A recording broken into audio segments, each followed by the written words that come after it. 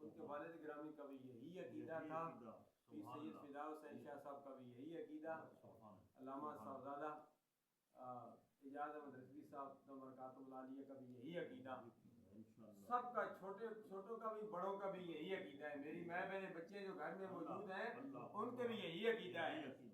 دعا یہ کریں اللہ ہمیں اس عقیدے پر استقامت عطا فرمائے۔ فتنوں کا دور ہے، کوئی انجینئر مرزا کا فتنہ ہے، کوئی غمدیت کا فتنہ ہے، ان فتنوں کے دور سے ہم بھی گزر رہے ہیں، اور پیکر خلاق و محبت محمد اکرم جنجوعہ صاحب نور اللہ مرقدہ بھی گزرے، لیکن الحمدللہ ان فتنوں کے دور میں گزرنے کے باوجود بھی ان کی عقیدے میں استقامت تھی۔ استقامت بڑی چیز ہے، الاستقامت فوق القرامت ہے۔ الحمدللہ جس طرح ان کے عقیدے میں پختگی تھی، استقامت تھی، اسی طرح الحمدللہ ان کے اولاد میں بھی وہی استقامت ہے۔